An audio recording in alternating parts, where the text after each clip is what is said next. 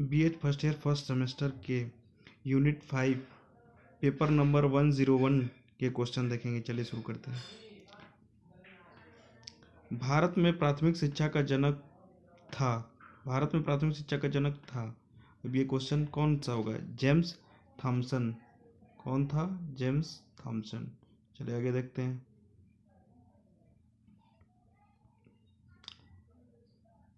भारत में प्राथमिक शिक्षा अनिवार्य एवं निःशुल्क होनी चाहिए, इसके लिए सर्वप्रथम प्रयास किया था गोखले ने। किसने? गोखले ने। प्राथमिक शिक्षा को अनिवार्य और निःशुल्क बनाने हेतु गोपाल कृष्ण गोखले ने अपना बिल किस वर्ष सरकार के समक्ष प्रस्तुत किया था? 1911 में। कब किया था? 1911 में। अनिवार्य शिक्षा के लिए प्रथम प्रयास किसने किया था? सर इब्राहिम रहीम।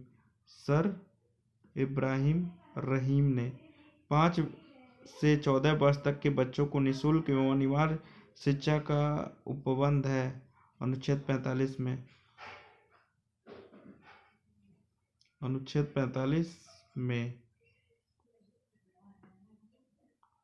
चलिए आगे देखते हैं। माध्यमिक शिक्षा के सुधार के लिए ताराचंद्र समिति का गठन किया गया था 1948 में। कब किया गया था? 1948 में। संपूर्ण संरचना में माध्यमिक शिक्षा संपूर्ण शिक्षा संगठन की सबसे दुर्बलतम कड़ी है, यह कथन है विश्वविद्यालय शिक्षा आयोग का।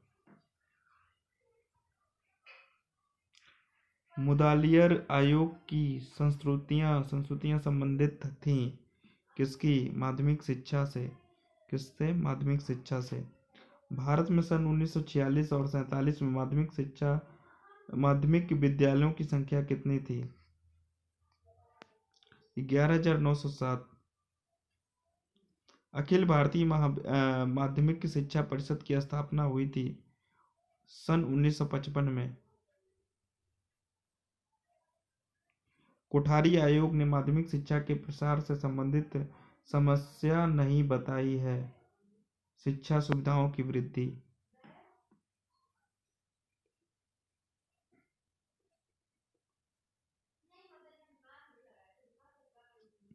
नवीन शिक्षा नीति 1986 में प्रसार संबंधित समस्याओं के निवारण हेतु कार्यक्रम दिए थे। 16 सूत्री देख लीजिएगा आप लोग। माध्यमिक शिक्षा का उद्देश्य नहीं है छात्रों को उच्च शिक्षा के योग्य बनाना। छात्रों को उच्च शिक्षा के योग्य बनाना। छात्रों को जनतांत्रिक नागरिकता का विकास ये है। छात्रों में व्यावसायिक कुशलता की उन्नति। छात्रों में नेतृत्व की क्षमता का विकास। ये डी नहीं होगा।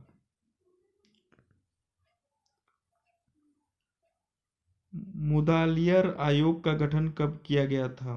23 दिसंबर 1952 को। 23 दिसंबर 1952 को।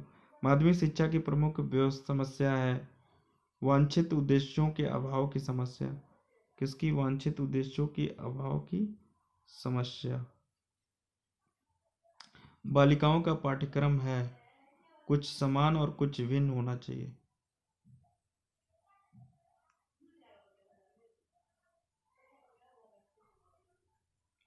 माध्यमिक शिक्षा में सुधार हेतु कोठारी आयोग का सबसे प्रमुख सुझाव क्या था? माध्यमिक शिक्षा का व्यवसायीकरण।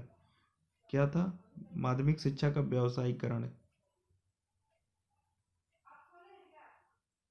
छात्रों के सभी प्रकार के लाभों को देखते हुए हम इस बात को महत्व देते हैं कि देश में माध्यमिक शिक्षा का स्वरूप एक सा होना चाहिए। यह विचार है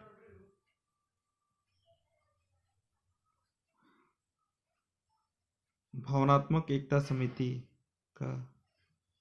हमारी माध्यमिक शिक्षा हमारे शैक्षिक ढांचे की सबसे कमजोर कड़ी है और इसमें शीघ्र सुधार की आवश्यकता है राधा कृष्णन आयोग का।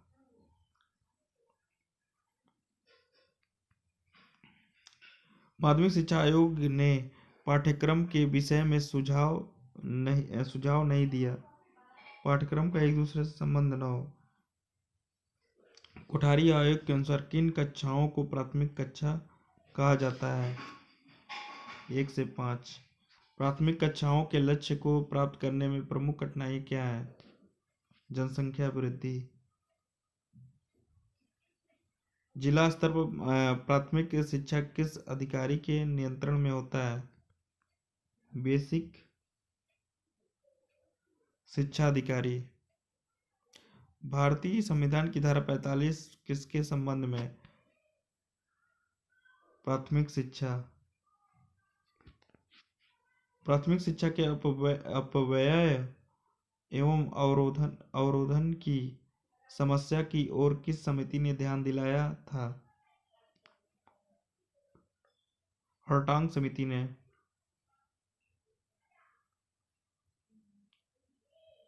प्राथमिक शिक्षा के बारे में यह कथन, यह वह शिक्षा है जो आधुनिक भारतीय भाषाओं में दी जाती है, किसका है? कोठारी आयोग का। कोठारी आयोग ने अपव्यय एवं अवरोधन का कारण बताया है उपस्थिति में अनियमितता। प्राथमिक शिक्षा में व्यय और अवरोधन रोकने का कोठारी आयोग ने उपाय बताया है। संपूर्ण भारत में निःशुल्क प्राथमिक शिक्षा की व्यवस्था हो, सामाजिक बुराइयों का निराकरण किया जाए, विद्यालयी वातावरण में सुधार लाया जाए।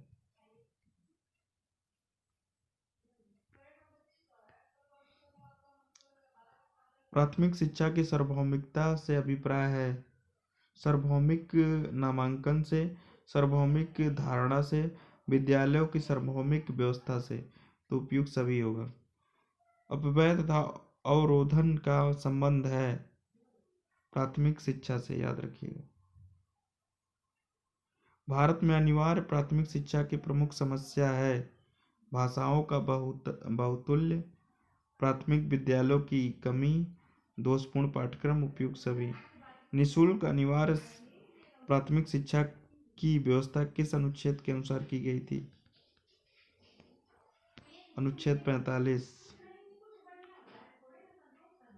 निःशुल्क एवं अनिवार्य शिक्षा के अंतर्गत किस आयु वर्ग के बालकों को रखा गया है?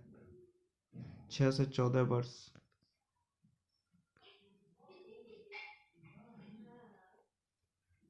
संविधान द्वारा निःशुल्क अनिवार्य प्राथमिक शिक्षा का दायित्व किसे सौंपा गया है?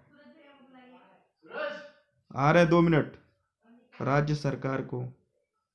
ऑपरेशन ब्लैक बोर्ड योजना आरंभ की गई थी सन 1987 से 88 में। ऑपरेशन ब्लैक बोर्ड संबंधित है प्राथमिक शिक्षा से। भारत में सर्व शिक्षा अभियान कब प्रारंभ हुआ था? सन 2001 और 2 में। सर्व शिक्षा अभियान का कार्य क्षेत्र है प्राथमिक शिक्षा से।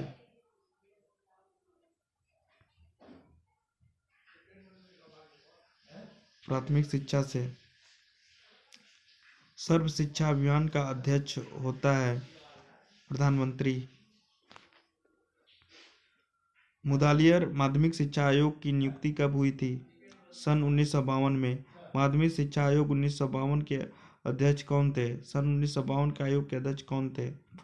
डॉक्टर एस लक्ष्मी स्वामी मुदालियर। माध्यमिक शिक्षा का संबंध मुख्यतः किससे है? मुदालियर आयोग से। माध्यमिक शिक्षा में सुधार के लिए ताराचंद्र समिति का गठन कब किया गया था?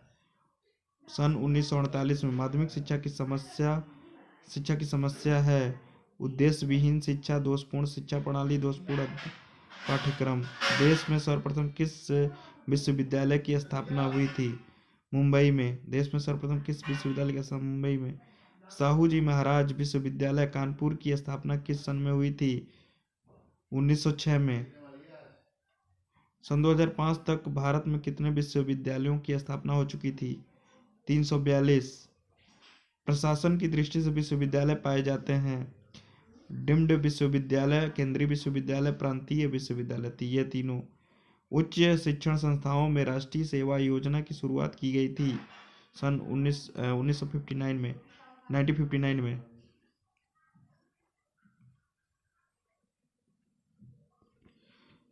विश्वविद्यालय अनुदान आयोग का प्रमुख कार्य क्या है? विश्वविद्यालय के शैक्षिक स्तर का निर्धारण। उच्च शिक्षा को कहते हैं विश्वविद्यालय शिक्षा। प्राचीन काल में उच्च शिक्षा प्रदान की जाती है गुरुकुलों में। विश्वविद्यालय अनुदान समिति का गठन कब किया गया था? 1946 में। भारत में बनारस संस्कृत महाविद्यालय की स्थापना किसने की थी? जनीथन डक्कन ने 1936-37 में हमारे देश में कितने महाविद्यालय थे? 366। यूजीसी ने केंद्रीय विश्वविद्यालय की भारत में संख्या बताई। 54। यूजीसी ने राजकीय विश्वविद्यालयों की वर्तमान समय में संख्या बताई। 425। वर्तमान शिक्षा नीति प्रदर्शित करती है। शिक्षा सामाजिक परिवर्तनों के अनुरूप हो, शिक्षा आर्थिक परिवर्तनों के अनुरूप हो, शिक्षा राष्ट्रीय मूल्यों के अनुरूप उपयुक्त सभी। स्वतंत्रता प्राप्ति के उपरांत किन किन शिक्षा आयोगों ने वर्तमान लोकतांत्रिक भारत में शिक्षा के उद्देश्य प्रस्तुत किए? कोठारी आयोग 1964-66, मुदालियर आयोग 1952 से 53, राधाकृष्णन आयोग 1948 से 59। उपयुक्त समी। व्यक्ति की दृष्टि से भारत में शिक्षा में कौन कौन से उद्देश्य निर्धारित किए जाने चाहिए? उपयुक्त सभी। वैज्ञानिक दृष्टिकोण का विकास, व्यावसायिक प्रशिक्षण का विकास, व्यक्ति का संपूर्ण और सर्वांगीण विकास। समाज की दृष्टि से भारत में शिक्षा के कौन कौन से उद्देश्य निर्धारित करने चाहिए? समाजवादी समाज की स्थापना, नेतृत्व, अनुशासन के गुणों का विकास, सुयोग्य नागरिकता का विकास। उपयुक्त सभी। शिक्षा की उत्पत्ति किस धातु से हुई है? सिच से। चरित्र निर्माण को शिक्षा के महत्वपूर्ण उद्देश्य के रूप में प्राथमिकता प्रदान की है महात्मा गांधी ने। यूजीसी ने निजी विद्यालयों की संख्या बताई है 380। केंद्रीय विश्वविद्यालय कौन सा है? बनारस विश्वविद्यालय। इंदिरा गांधी राष्ट्रीय मुक्त विश्वविद्यालय कहाँ स्थापित है? नई दिल्ली में।